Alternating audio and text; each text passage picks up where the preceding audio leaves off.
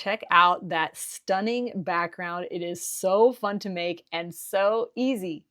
I've got such a fun technique for you today. I love it because it uses craft supplies I already have: colors, block, and water. This is gonna really tap into your creative side today, and I'm so excited to show you. My name's Julie Baca. Welcome to sunnyDayStamping.com. Let's get started.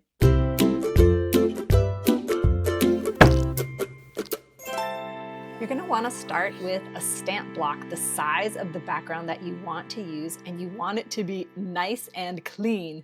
Now, if you stamp a lot, your stamp blocks probably look like mine, they've got ink on them, glue stuck on them. These are important to get off because we're going to put water on here. So it would get, like, I bet this is black ink right here. That would get into my, my colorful background, and I don't want black on it. Or this ink spot might, or this glue spot might leave a little mar on the page.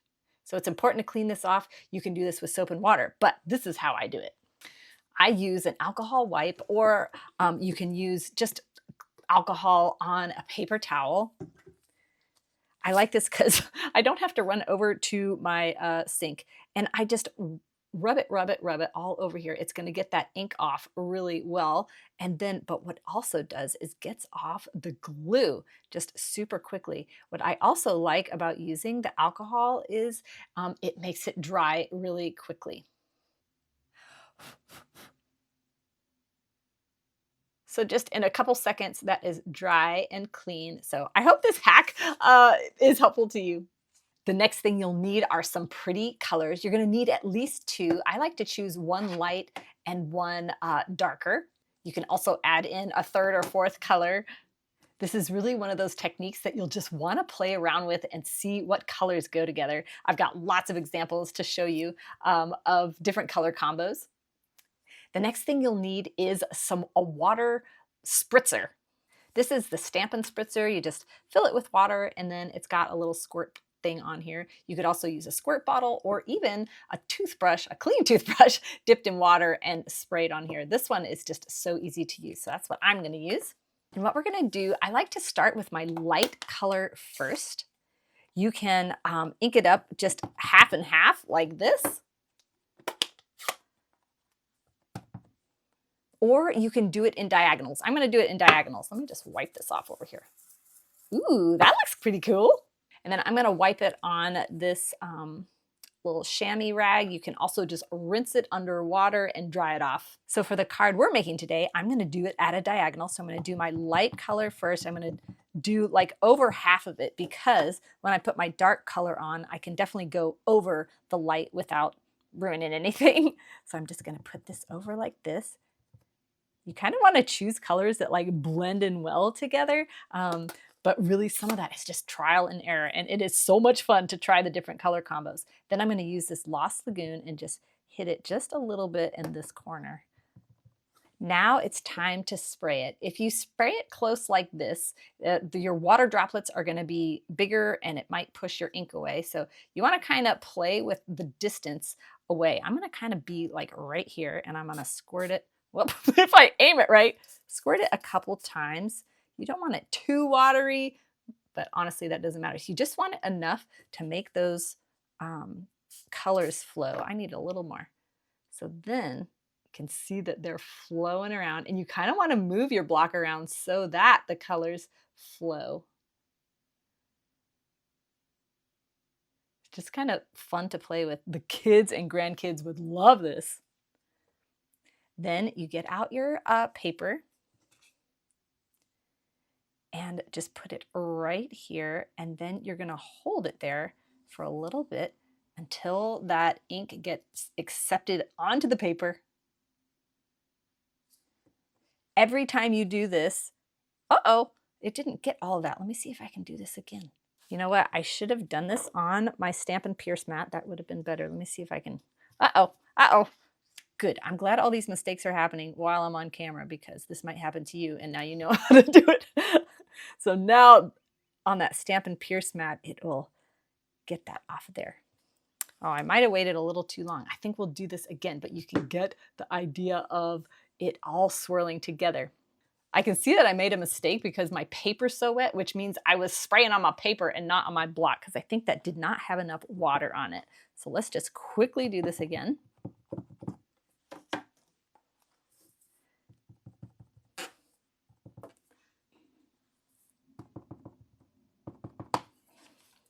All right, now we'll spray this again. I'll make sure to aim better. Am I aiming better? I have no idea. Oh no, now I probably got too much on there. What is happening, people?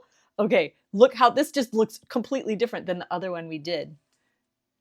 So it's so fun to do this. Okay, now I'm gonna get my Stampin' Pierce mat out. And then we'll put it right here. And I'm just using basic white cardstock. I'm not using watercolor paper, although you definitely could, but there's not that much water on here to require the more expensive watercolor paper.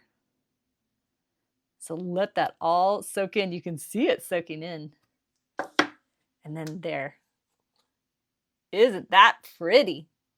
So now this is ready for you to decorate however you want. The only thing you need to do is wait until this is totally dry. But you guys know I'm so impatient. I don't wait very long. So I'm gonna tap this with my heat gun just to dry this off. And I'm gonna get a new piece of paper because I don't want that wet to get on our card. Having a big piece of paper like this is so nice for protecting your work surface, but also measuring. I love these from Stampin' Up! So now we've got this gorgeous background that we are ready to decorate, and you can do so many things with this. We are going to keep it really simple today. I am just going to stamp in black. Using black on this colorful background is going to look so sharp and clean. I'm going to be using the Fern and Flora stamp set. Some of the cards I used the dies as well. So check this out. This stamp set has this gorgeous big fern. So we're just going to stamp that in black, and look, we're going to stamp it directly over our background, making sure it goes off the border of the background. I'll show you what I mean once I pick this up. You want it to extend past into the white. I think that looks so cool. Doesn't that just make that pop out? You know what? I'm just going to stamp on my Stampin' Pierce mat, and then we're going to put a sentiment. Should we put it here? Should we put it here? Ooh, maybe we'll put it right there. Yeah, I think we'll stamp our sentiment. I had designed this so that there was space down here at the bottom to put the sentiment, but let's put it right here. This will look super cool. And doing the black on the color, it just really makes the black stand out. It's perfect for simple stamping because you don't even need all the cutout pieces to make this look really striking. And in this stamp set, there are these two little moths, so I've got to use one of them. We're going to put it right here, but I'm going to make sure that that's stamped off into the white. Now, while we're here, we'll go ahead and stamp on the inside of the card. I'm going to use this cool textured piece from that stamp set, and I'm going to just stamp it right here using the Lost Lagoon, which is the color we used here. Then we'll just take another sentiment from that stamp set, and then these cute little moths. Let's see, which way should I do this? Like this? And then we'll put another one down here. Then to keep it simple and really striking, we're going to layer it on black. So if you are new to stamping, like you probably have white cardstock and you probably have black cardstock. So this is definitely a card that you can make. So now we're going to glue this on here. Because of the water, this has warped my paper. So I've got a tip for you. Anytime you have a wrinkled paper that you're going to try to put on your layer, one thing is make sure you put glue along the edges because we want those edges to be glued down. And then hit the middle too. I don't always do the middle, but when it's wrinkled, you kind of have to. And then instead of just putting it on here and smearing it with your hand and fingers, which I'll show you, it doesn't quite work.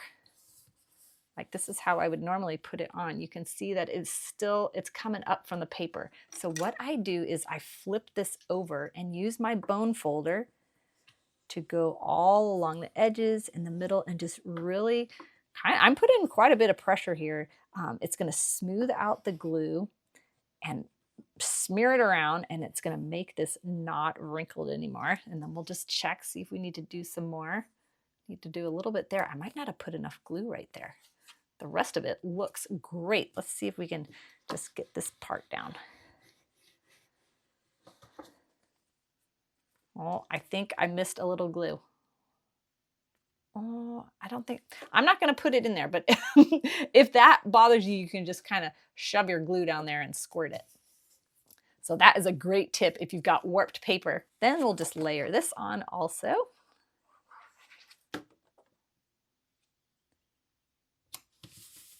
And then for your card base, you want to pick one of these colors, or you could use white, or you could use beige. So that's what it looks like with the Lost Lagoon color. This is what it looks like with the Berry Burst color. And this is what it looks like just on a basic beige. Ooh, that looks striking also. Honestly, this is the hardest part of this this card, is figuring out what colors to use here and then what your favorite is here.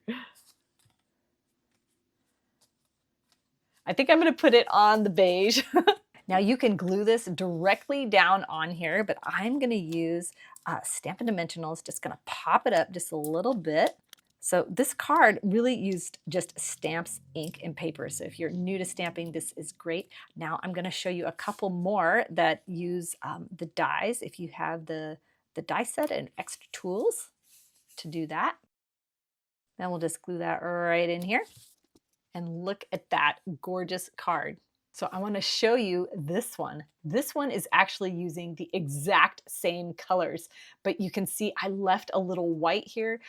This did not have as much water, so it maintained that deep berry color. So you can see how you can just do it differently using the same colors. You used a different card base. This one, I used the die set instead of stamping on there.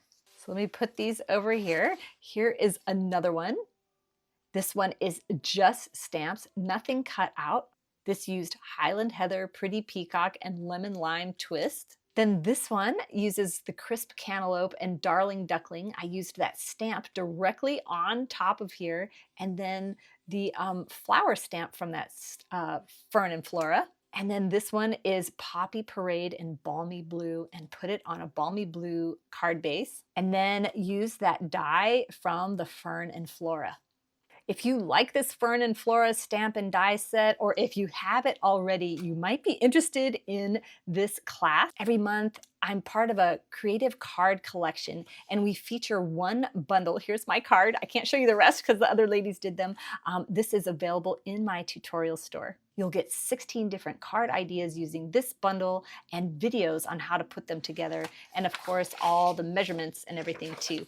Here is that same color combo, and I did it again, and it just turns out different. These are so fun. Here are these same colors, two different ways. This one I definitely used more water, so it covers up. It really let the colors flow. This one I used less water, so it has kind of a white streak in there. So that's something to play around with, whichever one you like. This one is Calypso Coral, Granny Apple Green, and Daffodil Delight. This one's Flirty Flamingo, Blueberry Bushel, and Daffodil Delight. So I hope you have fun just playing with this and letting your imagination just go. This will work with any stamp set. Just pair it with black, it works great, or do it up with embellishments and ribbons and other things. Tune in every Friday. I've got a new video for you. I've got fun folds and templates and techniques. So go ahead and hit that subscribe button and the bell to get notified. You'll also want to make sure you're on my email list so that you can get those project sheets. The link for that is in the description of this video. Thank you so much for watching. Have a sunny day.